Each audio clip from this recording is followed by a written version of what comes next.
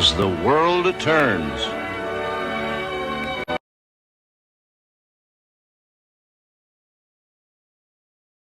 I want to show you what I got done on the wallpaper, future plans of the kitchen, the walls. I've got some of it figured out. I don't have some of it figured out, but I want to share what we got done or what I got done. Deb's going to take over in her part soon.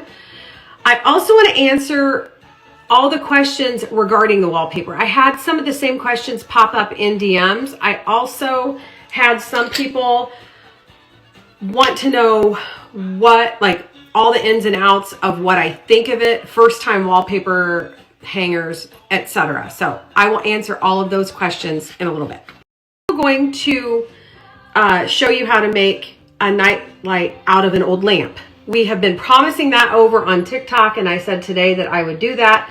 So I will share here as well. It's very, very simple. We made hundreds of these when we had our shop. So we are going to do that. Deb is going to actually, I think she's going to go to Lowe's and get some of the boards for the kitchen to do that project. So I don't know if that's going to be done today, but she's going to go get it for when she gets time. And hold on. I also want to show you that column that I got last night. If you didn't see it, check out my last reel. It was $25 and it is so cute. It's perfect. The design of it, the size of it is not perfect for that angel. So I'm going to see if we're just leaving it for now.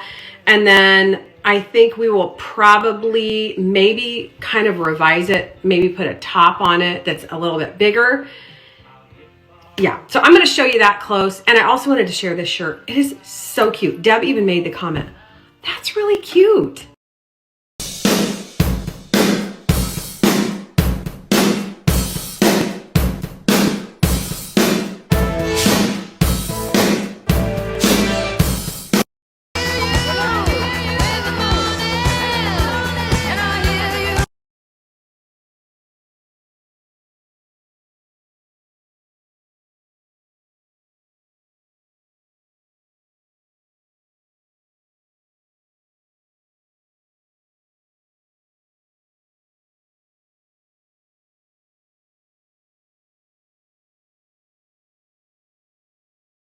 I'm going to show you what I got done with the wallpaper, show it up close, tell you what we're going to do next, and then answer some of those questions. First off, I want to say I cannot believe this is wallpaper, because to me it looks so much like real beadboard. I can't even get over it. I have used this type of paper before in a lot of our flip homes. The beadboard wallpaper that used to be the paintable stuff was not this defined. So I never use the beadboard type, but I use the tin ceiling type, which I have, and I actually have, and I need to install, and I've got some ideas for that. So that's coming. But I can't get over how much this looks like real wood beadboard. Here is the progress. I have this done and this done. I still need to do that little tiny wall right there.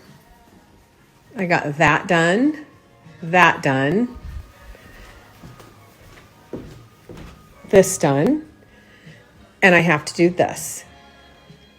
However, I did each side of the fireplace, and I did not need to do that because I shouldn't have done this wall. It doesn't matter, but it was just a waste of paper and a waste of time, but that's okay. I have, we kind of have gone a different route. So let me tell you what that is. So as I told you before, Deb is going to put a board here, which she just went to get. She had to go do some errands and grab those. And then she's going to put a cap on it like that. So that's going to go all the way around. Now the whole fireplace chunk, let me see if you can see it better from here. Yes, so this whole fireplace chunk, the sides, the front, and the other side, that's going to get horizontal boards. I'm not sure what yet, but they're going to be wider, but not compete with the beadboard small boards. So it's going to be like almost a totally different texture on that wall. So that whole square is going to be that. From someone who has wallpapered their entire life since they were in their early 20s and done beadboard strips and done paneling beadboard, this is 50 times easier simply because it's paper. I used this type of wallpaper, the paintable type, in lots of flip houses. I used this in my own house. I think almost it was on the entire downstairs because I had plaster walls that were awful. And this is really thick.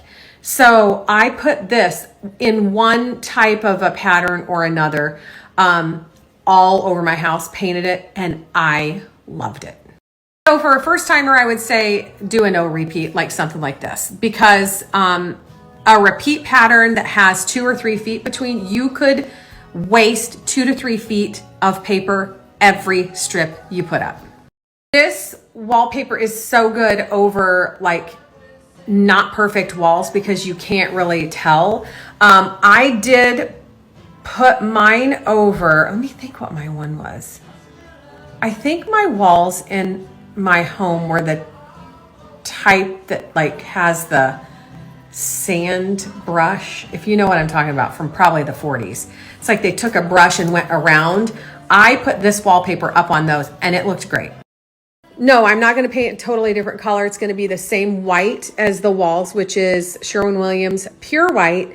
And then the trim up above is going to be the same trim as what I have, which is just plain white right off the shelf. I am adding this for texture, not to walk in here and go, bam, here's a, you know what I'm saying? I can't have too much of a distraction like that. This stuff is pre-pasted. Our pantry was peel and stick. Personally, I prefer pre-pasted 100 times over peel and stick. So here is why. When you put up peel and stick, you have to, it's like contact paper. So you have to start at the top and then peel the back off, and you have to keep peeling it off the wall to get it straight. Pasted, like pre-pasted like this, you can put it on the wall and basically slide it in place. So you've got the whole piece sliding. It's just so much easier in my book. Now, I've grown up with this though.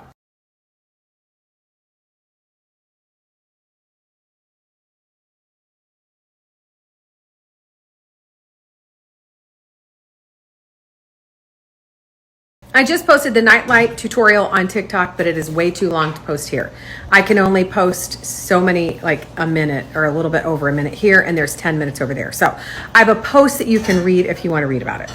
I am, though, going to show you how I electrified an old oil lantern. My supplies came in, and it takes literally 1 second. Well, okay, literally 1 minute. So I'm going to share that. My supplies just got delivered to electrify my antique oil lantern. I first had to determine if I had a number 1 or a number 2 size lantern.